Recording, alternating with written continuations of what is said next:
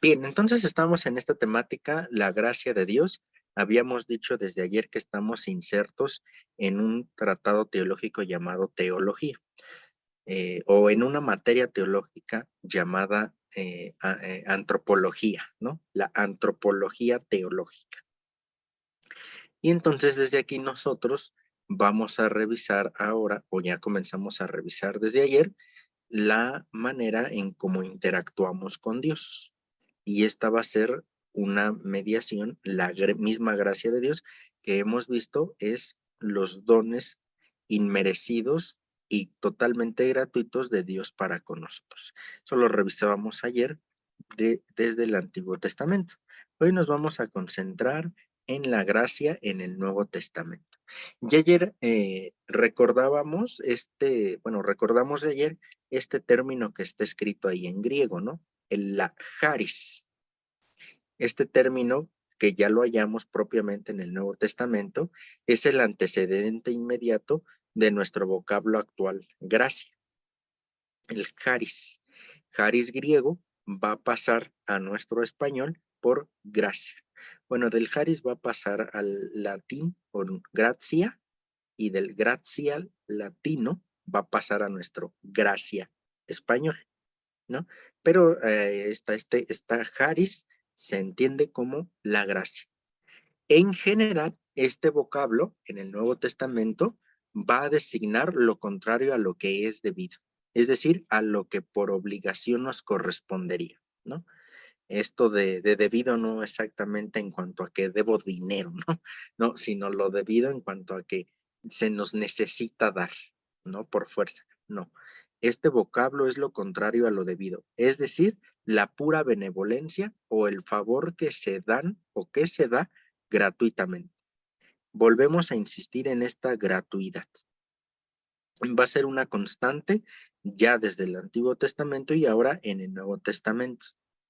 Va a ser a partir de este uso común donde el Nuevo Testamento va a acuñar esta noción del vocabulario cristiano que ya revisábamos desde el día de ayer, va a ser fundamental, ¿no? Porque si, por ejemplo, nosotros hablamos de sacramentos, los sacramentos son eficaces. ¿Y qué significa que sean eficaces? Que de verdad hacen algo en nosotros. Es decir, se nos transmite la gracia. A eso se refiere con ser eficaces. Los sacramentos nos dan gracia, ¿sale? Y esta gracia, nuevamente, es por el puro amor de Dios. Esta es una idea que venimos manejando desde ayer, ¿no? Realmente no es como nueva para el Nuevo Testamento, podríamos decirlo así. Fíjense en los evangelios. Ya también habíamos abierto y a su vez cerrado el día de ayer diciendo que en Jesús se van a cumplir las promesas del Antiguo Testamento, ¿no? Y que la elección y todas las promesas que Dios había hecho al pueblo de Israel ahora se ven cumplidas en Jesucristo. Por eso toda la misión de Cristo es una inmensa gracia de Dios, porque además el verbo que está con Dios y es Dios, según el Evangelio de San Juan, viene y se humaniza, se abaja la kenosis, ¿no? Este abajamiento para encarnarse. El verbo se encarna. Y esto es una inmensa gracia de Dios. ¿Por qué? Porque es por puro amor. Y así se va a mostrar la manifestación de la benevolencia divina o del mismo amor. Fíjense que es muy interesante porque en los evangelios sinópticos la concepción de gracia falta, ¿no? Ahí está mal redactado, aunque el término falta por completo en Mateo y en Marcos, ¿sale? Es decir, en Mateo y en Marcos no existe el término, ¿eh? El término charis no existe como término. Sin embargo, en los sinópticos sí existe la concepción de gracia, que es un don inmerecido, pero como término no aparece ni en Mateo ni en Marcos. Sí va a aparecer en Lucas. Va a ser el único de los sinópticos que utiliza explícitamente el concepto de gracia o la charis. ¿no? Y lo emplea de una manera semejante al Antiguo Testamento. Recuerdan que ayer hablábamos también de ciertas personas, en este caso, el Bautista, María y el mismo Jesús, señalando que son gratos a los ojos de Dios. ¿Recuerdan que esa era una descripción de gracia que revisábamos ayer? Ser gratos a los ojos de alguien. En este caso, ser gratos a los ojos de Dios. ¿Por qué? Porque han recibido de Él dones singulares. Nuevamente, ayer revisábamos, la gracia se concretiza en dones bien específicos. Igual aquí, pero estos dones específicos van a estar dados en Lucas a determinadas personas, al Bautista, la Madre del Señor y al mismo Jesús. Y también esto va a ser un tanto novedoso de alguna manera para los evangelios, el Espíritu Santo, porque va a ser hasta el Nuevo Testamento que nosotros podamos hablar del Espíritu Santo tal como lo entendemos nosotros, es decir, la versión cristiana. Porque en el Antiguo Testamento sí existe el Espíritu de Dios, etcétera, pero no expresado como lo hace el Nuevo Testamento, ¿sale? Pero sí está el antecedente veterotestamentario. ¿Vamos bien hasta aquí? Entonces, Marcos y Mateo como término no aparece la palabra charis, pero sí aparece la significación de esta, que es un don gratuito, inmerecido, hallar gracia a los ojos de Dios, etc. Lucas es el único que sí va a presentar la palabra charis, el término. ¿Vale? Fíjense.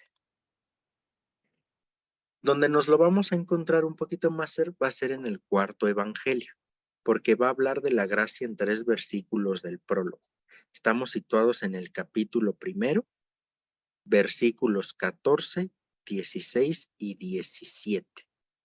Si alguien nos hace favor de leer el Evangelio de Juan, si tienen ahí su Biblia a la mano, el Evangelio de Juan, capítulo 1, versículos 14 a 17.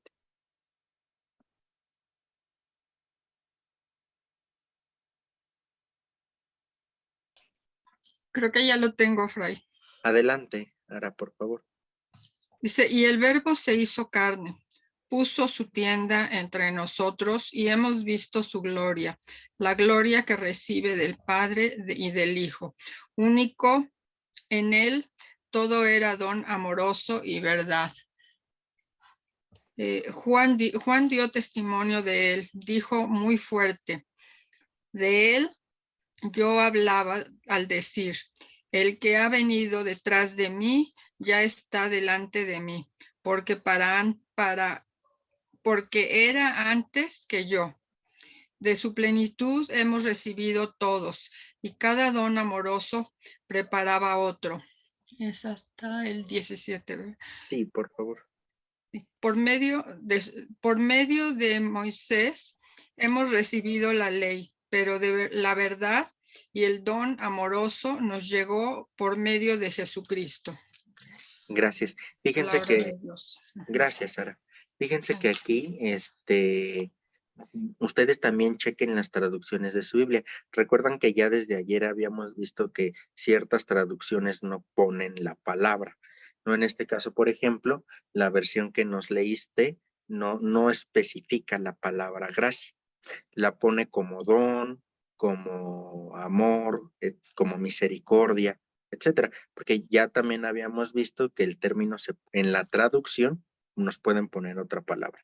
Fíjense, les voy a leer la Biblia de Jerusalén. Capítulo 1, versículo 14. Y la palabra se hizo carne y puso su morada entre nosotros, y hemos contemplado su gloria, gloria que recibe del Padre como unigénito, lleno de gracia y de verdad. Después, en el versículo 16, de su plenitud hemos recibido todos gracia por gracia, porque la ley fue dada por medio de Moisés. La gracia y la verdad nos han llegado por Jesucristo. Esta Biblia de Jerusalén es más fiel terminológicamente hablando, ¿no? Pero, bueno, aquí nosotros tenemos estos apartados. Fíjense, en el primero y en el último de estos versículos aparece unida a la verdad. La gracia unida a la verdad. También va a aparecer en el saludo y despedida del Apocalipsis, como asimismo en el saludo de segunda de Juan, unida a la misericordia y a la paz. Si se fijan, aquí el solo término gracia en San Juan sí aparece. Bueno, un poquito dependiendo de la traducción, ¿no? Pero ahí está el término. Para Juan, la gracia va esencialmente unida a Cristo. En el Antiguo Testamento nos encontramos que era solamente la gracia de Dios, ¿no? En el Nuevo Testamento sigue siendo la gracia de Dios, pero unida a Cristo, porque lo que ya habíamos dicho anteriormente, la gracia personificada es Cristo mismo. Él es la gracia, pero en el Nuevo Testamento. ¿Vamos bien hasta aquí? ¿No? Entonces, para el cuarto evangelio, la doctrina de la gracia va a apuntar a qué? A los dones de la benevolencia divina, que también van a tener una concretización y va a ser un tema constante. Y nuevamente nos va a aparecer algo que ya desde ayer se presentaba. El gran de Dios es la vida eterna. Lo que nosotros ayer llamábamos salvación, aquí está expresado con vida eterna. Porque ¿qué es otra cosa la vida eterna sino Dios mismo? Entonces, estamos hablando aquí de la salvación, pero que además nos llega por el Espíritu Santo. Si se fijan, aquí ya va a ser muy interesante, porque aquí ya estamos hablando de la gracia en clave trinitaria. Recuerdan que en la introducción que hacíamos el día de ayer, también comentábamos que la gracia es de orden trinitario, tiene una dimensión trinitaria. Aquí en el Nuevo Testamento esto ya va quedando mucho más claro, ¿no? Son dones de Dios de la vida eterna que nos llegan por el Espíritu Santo. Pero ya también dijimos anteriormente que la gracia misma es Cristo. El don máximo de la gracia es Cristo. Entonces hay una dimensión trinitaria de la gracia. ¿Vamos bien hasta aquí? Perfecto. Después nos pasamos al Corpus Paulinum, es decir, a las cartas de San Pablo o a todo lo que escribió San Pablo. ¿Sale? Dentro de, así se le denomina Corpus Paulinum. Fíjense que para Pablo va a ser más interesante, más importante el mismo término de gracia. Porque fíjense en que se encuentran 2/3 de las 155 referencias a la charis o a la charis, ahí dependiendo también las traducciones que vayan haciendo, ¿no? Pero este K-H-A-R-I-S es la misma charis, ¿no? Entonces, fíjense, aparece 155 veces el término charis en el Nuevo Testamento. De estas 155, 2/3, estamos hablando de poquito más de 100 veces, están en el Corpus Paulino, es decir, en lo que escribió San Pablo. Ustedes díganme si no para San Pablo, la gracia va a ser un tema sumamente importante, ¿no? Así el concepto de gracia es un término central para designar ¿qué? La estructura del acontecimiento salvador de Jesucristo. Quiero que vayamos notando la hilación que se va haciendo del Antiguo Testamento. En el Antiguo Testamento hablábamos que la gracia es ¿para qué?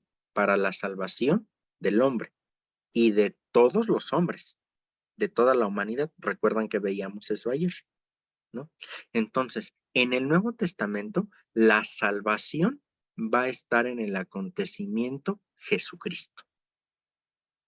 Es decir, esta salvación que ya nos fue presentando Dios a lo largo de toda la historia, ahora tiene un momento concreto en Jesucristo, porque Jesucristo es el Salvador.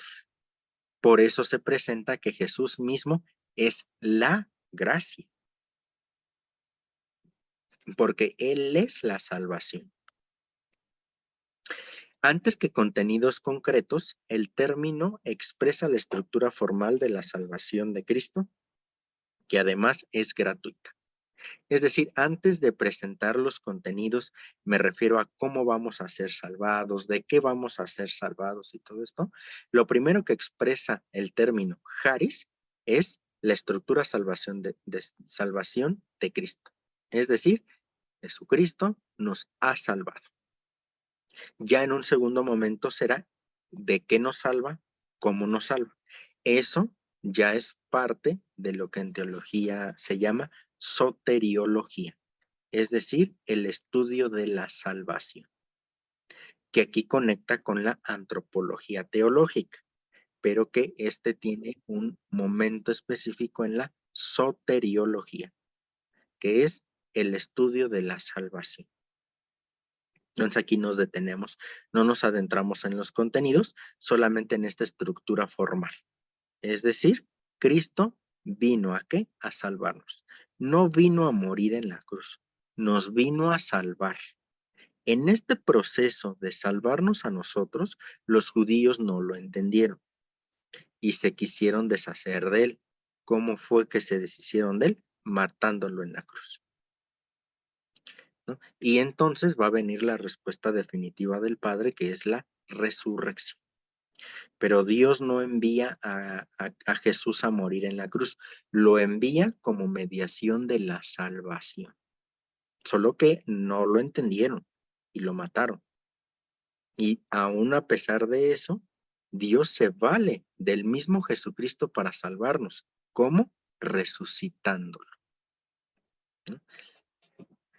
Entonces, insisto, aquí quedamos con esto porque si no también sería desviarnos más hacia la soteriología, descuidando este tema que nos toca, aunque están interconectados. Para San Pablo, la gracia es el compendio de la acción salvífica y universal de Dios en Jesucristo.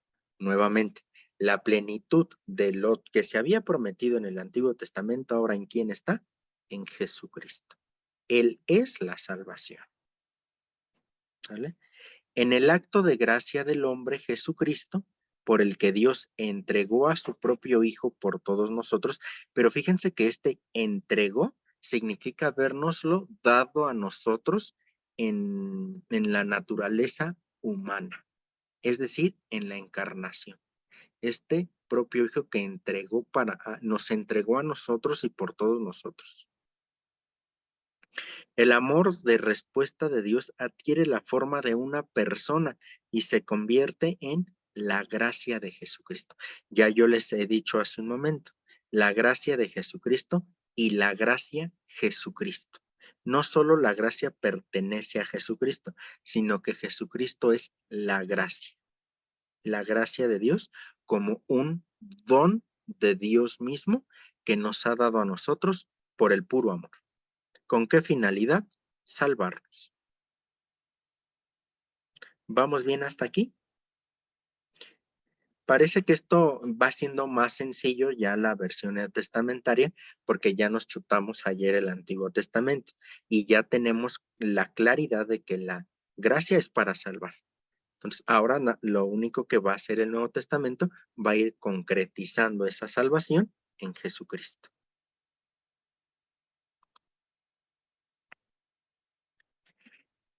Seguimos en el mismo corpus paulino. Se va a encontrar la definición más clara de la gracia como pura gratuidad. Fíjense, y si es por gracia y no lo es por las obras. De otro modo, la gracia no sería ya gracia. Está hablando de la justificación San Pablo o de la gracia, ¿no? Lo inmediatamente anterior. Y va a decir, y si es por gracia, ya no lo es por las obras. Recuerdan que para San Pablo la gracia es la que nos va a salvar, la que nos va a justificar, no las obras. Es decir, la salvación no es porque yo me porte bien.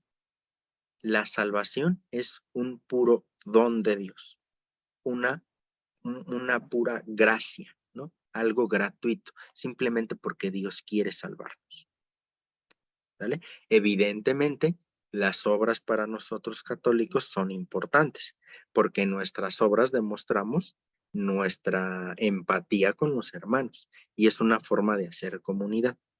Lo cierto está en que todas las obras que hagamos no nos van a salvar, nos salva Dios. Las obras son consecuencia de la salvación. Por tanto, nosotros hemos de obrar bien porque en el bautismo Dios, a través de Jesucristo y por obra del Espíritu Santo, ya nos salvó, nos ha redimido.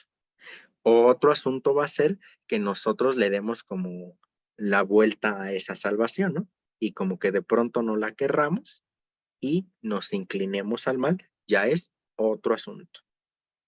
¿Sale? Por tanto, si es por gracia, ya no es por las obras. De otro modo, si la gracia nos llegara por las obras, ya no sería gracia, porque ya no sería gratuita, ¿no? Entonces, fíjense aquí la intensidad de San Pablo. No está simplemente diciendo, las obras no valen. No, claro que valen, pero no está, por las obras no me voy a salvar, sino por el puro amor de Dios. Como nosotros ya fuimos salvados en el bautismo, por tanto estamos llamados a obrar como salvados. Se entiende esta dependencia de las obras de la salvación y no la salvación de las obras. ¿Vamos bien hasta aquí? ¿Se entiende esta idea? Fray, Sí, disculpe la pregunta, yo sí tengo sí, una duda. sí, Mau. Entonces, ¿las obras son buenas o son malas? Porque ya me confundí. Ok. Las obras son buenas. Aquí lo que está intentando San Pablo decir es que aunque yo me la pase haciendo obras buenas todo el día y siempre, esas obras por sí solas, por sí mismas, no me van a dar salvación, porque la salvación me viene de Dios y la salvación es puro don gratuito. Ahora, no significa que nosotros no tengamos que obrar bien, por supuesto que sí, pero da la casualidad que en el bautismo nosotros ya fuimos salvados del pecado. Entonces estamos en una condición de salvados. Por tanto, al yo estar salvado, me tengo que comportar como un hombre salvo. ¿Qué significa esto? Que tengo que hacer obras buenas para demostrar que Dios ya me salvó por Jesucristo en el bautismo y desde el Espíritu Santo. Entonces, las obras dependen de la gracia salvación y no que mi gracia salvación dependan de lo que yo haga, sino dependen solamente de Dios. ¿Queda más claro? Sí, Fray, muchísimas gracias. Ya me aclaró la duda. Gracias, Perfectísimo. Fray. De nada, de nada. ¿Vamos bien hasta aquí? ¿Alguna otra pregunta? Perfecto. Entonces, por eso, en el segundo puntito, la salvación de Cristo es gratuita. Fray, Sí, sí, Orte. gracias. Fíjate que a mí me queda una duda, ¿no? Porque aquí tú lo has dicho, la gracia de nuestro Señor Jesucristo es puro amor. Y esa gracia nos da una salvación. Pero ¿qué sucede, no? Ahora, con tanta maldad que existe en estos tiempos que estamos viviendo, Dios nos ha salvado a través del bautismo y nos ha hecho hijos suyos. Pero entonces, ¿qué pasa, no? Con todas aquellas personas que han manifestado su maldad y han sido bautizados, ¿no? Han sido bautizados, inclusive son católicos y bueno, no nada menos, apenas vimos hace poco en la televisión, en un noticiero, donde un narcotraficante le lleva mañanitas, creo que a la Virgen de Guadalupe, ¿no? Entonces, yo pienso, no sé, ¿no? Bueno, yo no, para empezar, pues no soy yo quien para juzgar a esas personas, definitivamente, solo Dios, pero entonces, ¿qué pasa con todas aquellas personas que se dicen ser católicos y que de alguna manera están dañando a la humanidad, a la creación de nuestro Señor, ¿no? El hecho de que ellos, cierto es, se ha escuchado y se ha dicho, bueno, es que en el último momento de tu vida, si tú te portaste muy mal durante toda tu vida, pero en el último momento tú te arrepientes, pues Dios te salva. Entonces, esto pues quiero tomarlo así como a lo mejor un dogma de fe, ¿verdad? Que el Señor te salva, más bien, corrígeme, Fray, a lo mejor mi ignorancia, ¿no? Aquí tú lo dices bien claro que pues en todas las cartas de San Pablo, cómo se habla de la gracia de Dios. Pero ¿qué pasa, no? ¿Qué pasa con aquellas personas que en realidad han hecho tanto daño y están haciendo tanto daño a la creación de Dios? Entonces, ¿qué está pasando? ¿Ellos van a ser salvados también? ¿Yo voy a ser salvada porque estoy enjuiciando a mis hermanos? ¿O debería de quedarme callada? Es una pregunta muy interesante y muy fuerte para la teología, Orte, porque si bien nosotros decimos que tenemos un Dios totalmente misericordioso, también tenemos que Los demás, decir, Fray, hola, hola, ya no ¿sí te me, escuché. sí me escuchan ya? Sí, yo sí Ya. escuchaba. Sí, sí se escucha, ¿eh? Ok, les digo que es una pregunta muy interesante y muy fuerte para la teología. ¿Por qué? Porque nosotros sostenemos la idea de un Dios misericordioso, ¿no? Pero se nos olvida que a veces este Dios misericordioso también es un Dios justo. Misericordia y justicia no están peleados. Y a veces también entendemos que un Dios misericordioso es como una especie de un Dios bonachón, ¿no? En el que nos va a perdonar absolutamente todo en cualquier momento. Y que entonces, pues bueno, voy a ser salvado, pues entonces le doy vuelo a la hilacha ahorita que puedo y ya casi que me esté muriendo, pues le pido perdón a Dios, ¿no? No funciona así la cosa, ¿no? Lo cierto es que aquí también hay que tener en cuenta el supuesto arrepentimiento en el hecho de muerte, porque es, ¿de verdad está siendo de corazón? Que ahí sí pudiera haber una acción misericordiosa de Dios, o más bien por el solo temor, o porque pues ya no hay de otra. ¿Me explico? Entonces tampoco hay que tomar esta fórmula de si el más pecador se arrepiente en el último momento, ¿lo va a salvar Dios? Sí, pero sí hay un arrepentimiento verdadero y profundo. No se trata de que el narcotraficante que más mató diga, ay Dios, perdóname, y ya inmediatamente va a ser salvado. No, porque como es un Dios misericordioso que nos puede perdonar todos los pecados, también es un Dios justo, que sabe dar a cada quien lo que le toca, ¿no? Entonces, no como extrapolar esta afirmación de que Dios puede salvar incluso en el último momento. Es cierto eso, porque tampoco podemos nosotros limitar la misericordia de Dios, pero también así como hablamos de misericordia, vuelvo a insistir, tenemos que hablar de un Dios justo, no justiciero, que el justiciero se presenta como vengativo, ¿no? Y no fuiste a misa el domingo y ahora hago que te caigas en un charco. No, no, no. No, un Dios justo, que sabe dar a cada quien lo que le corresponde. Ahora, estos cristianos bautizados que hacen cosas malas, evidentemente están siendo cristianos de nombre.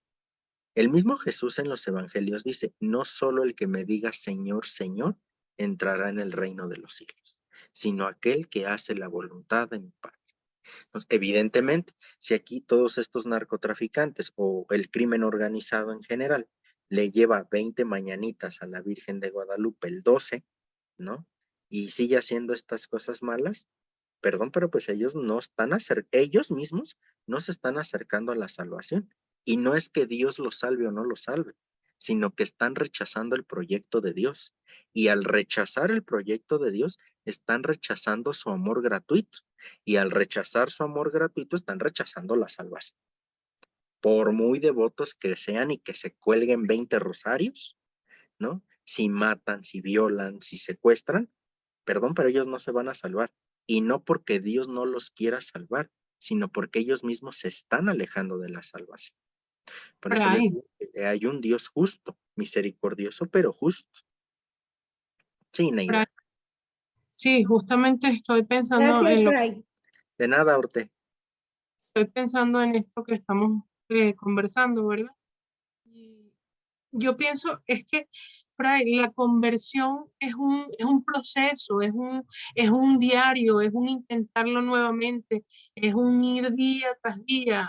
No es simplemente en el último momento me arrepiento y ya, porque sería como, o sea, yo lo veo de esta forma, como querer manipular a Dios, como querer jugar con esa misericordia que es Dios mismo. No, en el último momento, no, o sea, si tienes ahorita, ya en este momento, en esta vida, en este instante para hacerlo, ¿por qué tienes que esperar el último momento? O sea, y no va ni siquiera con que Dios sea justo o no, es que es la consecuencia de lo que tú has decidido para tu vida.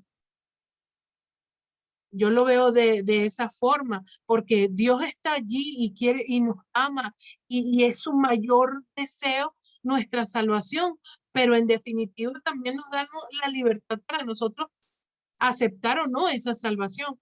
Y esa salvación es un proceso, un día a día, un luchar, un esforzarme, un ir cada día tratando de ser consecuente con lo que creo, con cómo actúo, con lo que pienso, porque si no, es como arreglarlo todo a última hora.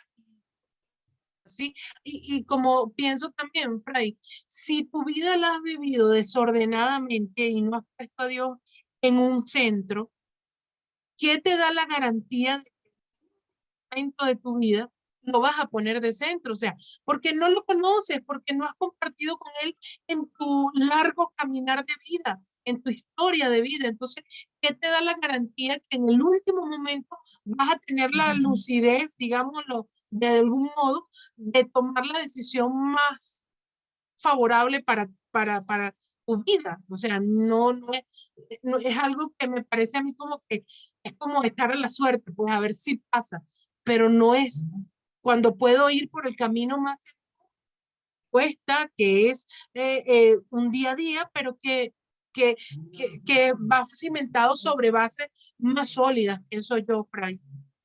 Sí, exactamente. Aquí ya este proceso de conversión, la famosa metanoia, ¿no? Que es este volver a andar todo el camino, volver a recorrer todo, regresar a un inicio para volver a andar este camino. Y esto que pones sobre la mesa, Neida, pues es muy importante para esta reflexión y esta pregunta que hace Orte, ¿no? Porque este arrepentirse en el último momento, vuelvo a insistirlos, ¿cómo es el arrepentimiento? O sea, no nada más es decir, ay Diosito, pues me arrepiento, ¿no? De lo que hice y pues perdóname para no ir al infierno. No, o sea, el arrepentimiento es de fondo, ¿no? El arrepentimiento es sincero, total. Y en esto coincido contigo, ¿no, Neida? O sea, ¿qué criminal que ya mató 20,000 gentes puede tener un arrepentimiento profundo y serio? ¿No? Entonces es un poco muy complicado. Esta parte de incluso el más pecador que se arrepiente en el último momento, vuelvo a insistir, es sobre todo para rescatar la gran misericordia de Dios. Está bien, pero volvemos al punto. Así como es un Dios misericordioso, es un Dios justo y sabe dar a cada quien lo que le toca. Más aún, Dios no condena, uno solito se echa la soga al cuello. ¿No? No aceptando el proyecto del reino. Entonces, no podemos decir que Dios no me salvó o que Dios me condena. No, uno solito fue el que no se salvó y se condenó, en el sentido de rechazar a Dios, rechazar su gracia, rechazar la salvación. ¿Vale? ¿Vamos bien hasta aquí? Interesante esta pregunta y reflexión que surge de ello. Sí, Fray. Perfecto. Fíjense, el efecto más importante de la obra salvífica y de gracia de Jesucristo es para Pablo la justificación del pecador, perdón, que es algo que como que ahorita estamos manejando, ¿no? La cual se otorga a manera de don, pero porque de verdad volvemos a insistir, hay un arrepentimiento verdadero, serio, profundo, y que invita a pensar también en un cambio total de vida. Pablo va a acentuar así con toda decisión el carácter nuevamente inmerecido y gratuito por completo de la gracia y su universalidad. Si se fijan, casi que estamos leyendo otra vez las ideas del Antiguo Testamento, pero ahora con San Pablo. Una decisión, bueno, una gracia inmerecida, gratuita y universal.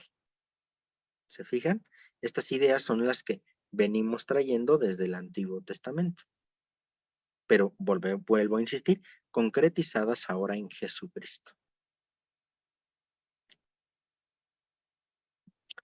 Fíjense, la gracia no es solo la salvación que nos trae Jesús, sino que también es Jesús mismo.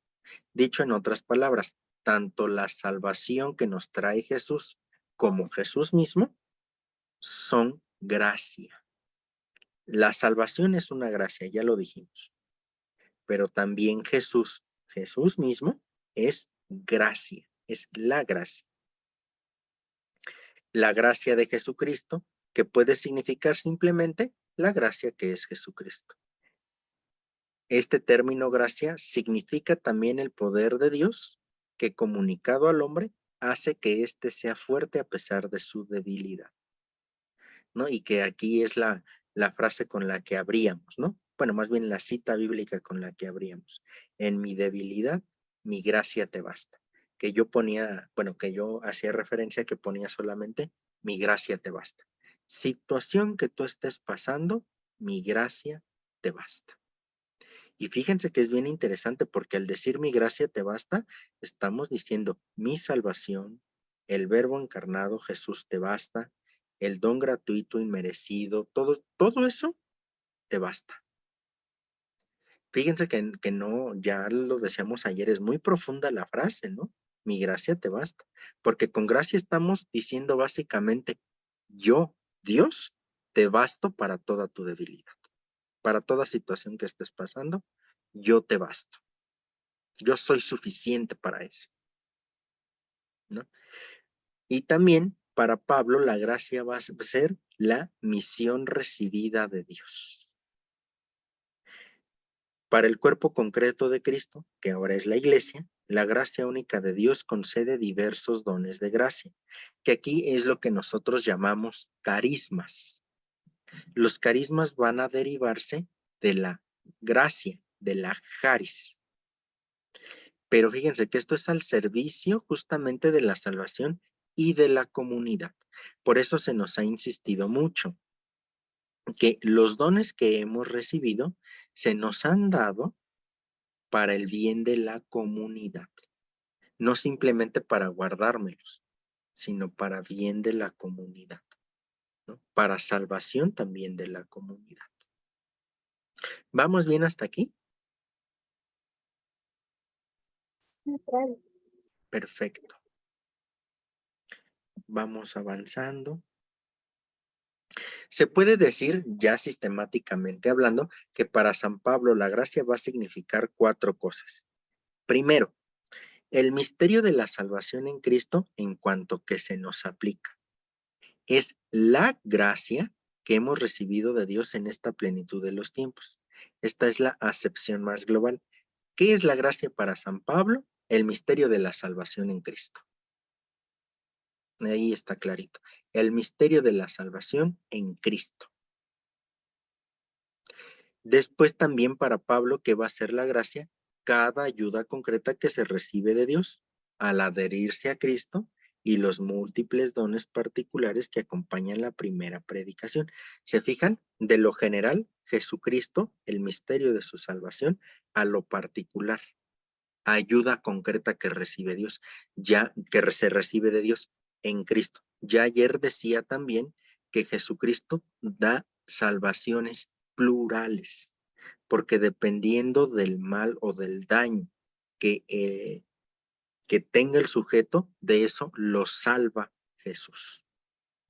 Por tanto, también nosotros, de nuestro mal que nos aqueja, nos va a salvar el mismo Jesús. ¿Sale? Tercer punto.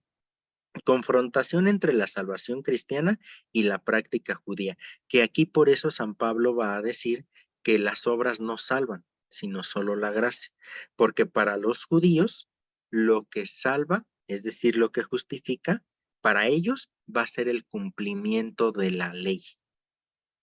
¿Por qué se van a salvar los judíos? Porque cumplen la ley. Entonces, ellos se ganan la salvación cumpliendo la ley. Los cristianos no. Los cristianos la recibimos como puro don. Vuelvo a insistir. Puesto que hemos recibido la salvación, ahora nos tenemos que comportar como personas salvadas. Y esto exige obrar bien. ¿Vale? Pero por eso San Pablo dice, casi que San Pablo dice, las obras no importan, no valen. Ojo, no importan para la salvación, porque estas no me van a dar la salvación, sino solo Dios. Pero una vez salvados, que ya todos estamos porque hemos sido bautizados, ahora me tengo que comportar como hijo de Dios. Y aquí ya las obras importan, ¿no? Después, 4. Los dones de la gracia de Dios son la predestinación desde toda la eternidad a la filiación divina. Fíjense que la predestinación se dice de la filiación divina, es decir, de ser hijos de Dios. No se dice la predestinación de que Dios ya había escrito que yo me tenía que caer a las 3 de la tarde con 15 minutos y 3 segundos. No, a ver, eso no es la predestinación teológica. La predestinación en carácter teológico solamente va en función de la filiación divina. Es decir, a lo único que estamos predestinados, entiéndase, llamados desde un origen, es a ser hijos de Dios. Vuelvo a insistir, la predestinación no tiene que entenderse que Dios ya sabía con quién me iba a casar, cuántos hijos iba a tener, qué iba a hacer. No, eso no es la predestinación teológica. ¿Qué sí es la predestinación teológica? El ser llamados desde siempre a ser hijos de Dios en el Hijo. ¿Quedan claras estas 4 características? Bien. Damos un pasito más entonces. Ya vamos cerrando entonces. A modo de conclusión, ya que podemos ir sacando de todo lo que hemos revisado, tanto de ayer como de hoy. Primero, con la palabra gracia se designa en general el acontecimiento salvador de Jesús, subrayándose según los casos aspectos distintos del mismo, porque ojo, el Nuevo Testamento relee la salvación ya presentada desde el Antiguo Testamento en Jesucristo. ¿Sale? Recuerden, todas las promesas hechas por parte de Dios al pueblo de Israel se ven cumplidas ahora en Jesús. Por eso hablamos aquí del acontecimiento salvador de Jesús, que abarca también el Antiguo Testamento como cumplimiento de las promesas. Segundo, la gracia, volvemos a insistir, es pura gratuidad, tiene una dimensión formal que abordamos el día de hoy. ¿Cuál es esta dimensión formal? La salvación que el amor de Dios nos ha concedido es gratuita. Eso es lo formal, es decir, de forma, ¿no? O de enunciación simplemente. La salvación que el amor de Dios nos ha concedido es gratuita, porque Él quiere simplemente. Hay una dimensión objetiva. ¿Cuál es esta dimensión objetiva? La gracia que viene de Dios y se ha manifestado en Cristo abarca tendencialmente toda la creación. Y esto es un tema muy importante porque, sobre todo en el contexto que vivimos ahora, consumista, nos estamos acabando la creación, ¿no? Hace tiempo nos la pasábamos con un calorón tremendo. Después de un tiempo para acá, no sé si se percataron ustedes, pero nos la hemos pasado de frío en frío, ¿no? Y antes de que acabara el año, no salíamos de la lluvia, que porque venía un huracán, que porque venía un ciclón, que porque venían quién sabe qué tantas cosas. Y nos la aventamos un buen rato sin un día sin sol, ¿no? El año pasado, no sé si ustedes recordarán, nos la aventamos un buen rato sin sol. ¿Por qué? Porque la creación nos la vamos acabando. Ahora, si no hay creación, ¿desde dónde nos va a salvar Dios? Si no hay creación en la cual habitemos nosotros, ¿desde dónde nos va a salvar? ¿Desde qué plataforma? Es más, si no hay creación, no hay humanidad. Así de sencillo, ¿no? ¿Dónde habitaríamos? Por eso, la salvación va a abarcar toda la creación. También hay una dimensión subjetiva. ¿Cuál es esta? La gracia es el favor de Dios para cada uno de nosotros en cuanto nos hace partícipes de la vida de Cristo resucitado. Dimensión subjetiva porque ya va dependiendo del sujeto a quien le llegue la gracia, de una forma bien específica y concreta. ¿Vamos bien en estas 4 conclusiones? Si ustedes se confunden un poquito, quiten eso de dimensión formal, objetiva y subjetiva y quédense con las afirmaciones. La salvación que el amor de Dios nos ha concedido es gratuita. La gracia que viene de Dios y se ha manifestado en Cristo abarca toda la creación. Y la gracia es el favor de Dios para cada uno de nosotros en cuanto nos hace partícipes de la vida de Cristo resucitado. Como conclusiones. ¿Vamos bien hasta aquí? Correcto. Después, fíjense, para el Nuevo Testamento, esta es la quinta conclusión. Para el Nuevo Testamento, la gracia no es primariamente algo que el hombre posee, sino la actitud benevolente de Dios. Si yo ya poseyera la gracia, ¿qué necesidad tengo de que Dios me la dé? Ninguna, ¿no? Entonces, la gracia no la poseo yo, no la posee el hombre, sino es la actitud benevolente de Dios, realizada y manifestada en Cristo, fuente de salvación para los hombres. Sexta conclusión, el acontecimiento salvador de Cristo es lo primordial cuando se quiere hablar de la gracia en el Nuevo Testamento. Entonces, gracia en el Nuevo Testamento es sinónimo ¿de qué? Acontecimiento salvador de Cristo. Gracia es igual ¿a qué? A salvación en Cristo, en el Nuevo Testamento. En el Antiguo Testamento podemos decir que la gracia es sinónimo de salvación de Dios. Séptima conclusión.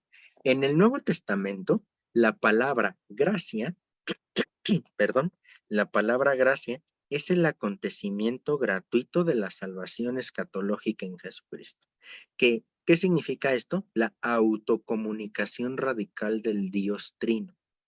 Volvemos a insistir, la gracia tiene una dimensión trinitaria, ¿no?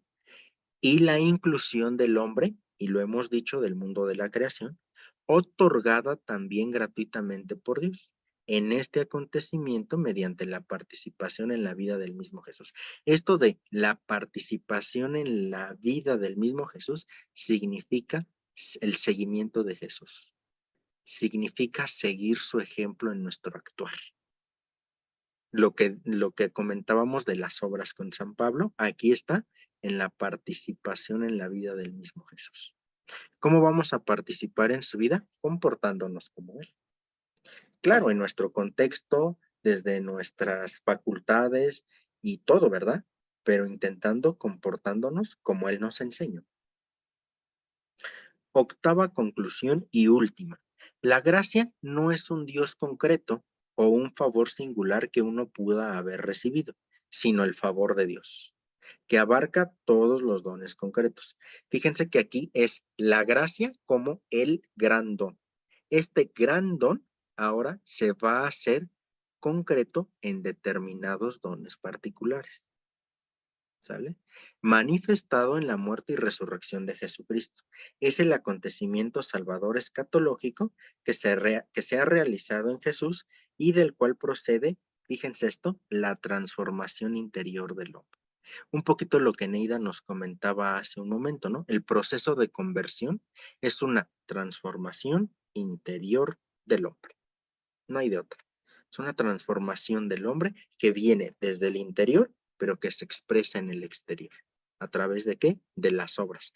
Pero porque la gracia que ya está en mí me ha llevado a transformarme interiormente y ahora eso me lleva a externarlo mediante las obras. ¿Vamos bien hasta aquí? ¿Queda claro esto? Sí. Perfecto. Fray, Bueno, sí, otra vez. sí, Fíjate adelante. que en una ocasión, hablando precisamente de la gracia, alguien de tus hermanos comentaba que todo es gracia. Y ahorita, pues leyendo todo esto que estás tú haciendo favor de leernos y de explicarnos, este hermano tuyo decía, todo es gracia y todo, pues esa gracia nos lleva a la salvación, como tú lo has dicho. Hace rato yo te decía sobre los delincuentes, ¿no? Ujú. Las personas que delinquen. Entonces, en este caso, Fray, ahorita meditando todo esto, estaba y recordando que tu hermano decía, todo es gracia, pues a lo mejor el Señor, nuestro Señor, ¿verdad? Nos permite a nosotros vivir todos estos acontecimientos para que nosotros mismos también vayamos llenándonos de esa santificación del Señor, de esa gracia del Señor, porque ¿quiénes vamos a pedir por esas personas? ¿No? Nosotros, yo creo que tú y todos nuestros amigos, compañeros de este curso, de este taller que nos estás haciendo el favor de dar, yo creo que todos pedimos por los delincuentes, para que cambien su actitud, para que el Señor les mande un corazón de carne, para que ya no sigan delinquiendo, para que ya no sigan haciendo el daño, ¿no? Entonces, fíjate que sí es cierto, ¿no? Yo creo que esa es gracia, ¿no? Es gracia tanto en nosotros como en ellos, ¿no? Porque a lo mejor ahorita estas personas, pues digo, la avaricia, no sé qué tantas situaciones los lleven a ellos a cometer estos desmanes, pero para eso estamos nosotros, ¿no? Para pedir por ellos, pedir por nosotros, para no ser yo, bueno, para pedir por mí que no sea tan juiciosa en este caso, pero sobre todo eso, ¿no? Que todo es gracia. También para esas personas es gracia, Fray, ¿verdad?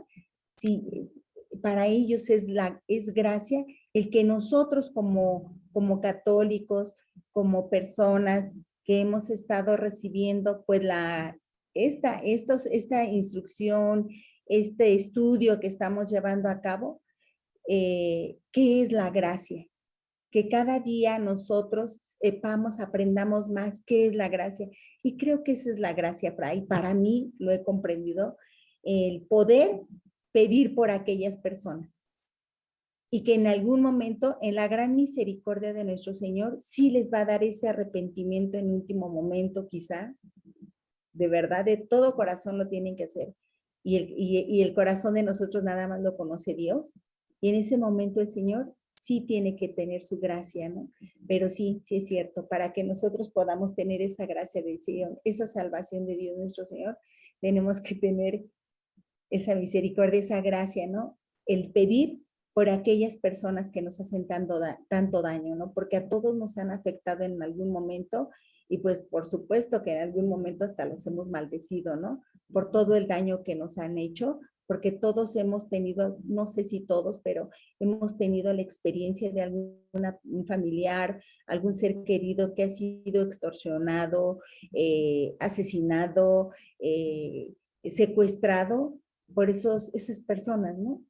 Entonces, si el coraje nos llena nuestro corazón de coraje, ¿no? Pero al final creo que la gracia del Señor es la que nos tiene que permitir pedir por Él, por esas personas. Y entonces, pues así, yo pienso que de ahí, pues puede venir mi salvación, ¿no? Y la salvación para ellos. Creo que sí es así, ¿no? Todo es gracia. Sí, exactamente, todo es gracia en el sentido de que todo acontecimiento nos puede llevar a encontrar a Dios, ¿no? Unirnos con Él. En ese sentido, todo lo que acontece es gracia, ¿no? Porque si hablamos, por ejemplo, de un secuestro, pues qué gracia de Dios va a ser que me secuestre, ¿no? Evidentemente no. Pero dentro de esta circunstancia, yo puedo encontrar a Dios. Digo, ahorita soy muy exagerado con el secuestro, ¿no? Pero en toda situación se nos presenta a nosotros para conectarnos nuevamente con Dios. En ese sentido, todo es gracia. Y evidentemente, como bien lo mencionas, Orte, nosotros hemos sido salvados porque nos ha llegado la gracia. Y puesto que estamos agraciados, ¿no? Necesitamos pedir también por las personas que están desgraciadas. No que sean desgraciados, que eso también, ¿no? Pero no, que estén desgraciados en el aspecto de que no tengan la gracia de Dios. Pero volvemos al punto. ¿Por qué no tienen la gracia de Dios? No porque Dios no se las quiera dar, sino porque ellos se han cerrado, ¿no? Entonces, a nosotros, como agraciados, tenemos que pedir por estos desgraciados, ¿no? Es decir, sin gracia de Dios, para que puedan abrir su corazón. Ya, evidentemente, la decisión final va a ser de ellos, ¿verdad? Lo que también comentamos hace un momento, pero en este sentido también es gracia para nosotros y gracia para ellos, en este sentido, que nosotros podamos pedir por nosotros mismos, por los que nos hacen mal y también por los que nos aman, ¿no? También eso es gracia, el tener la posibilidad de estar salvados y en mi calidad de estar salvado, poder pedir por aquellos que quizás estén en camino de condenación, por ellos mismos, no por Dios, ¿no? Pero sí, evidentemente, todo es gracia en el sentido de podernos encontrar con Dios. Gracias, Fray. De nada, Orte, con mucho gusto. Bien.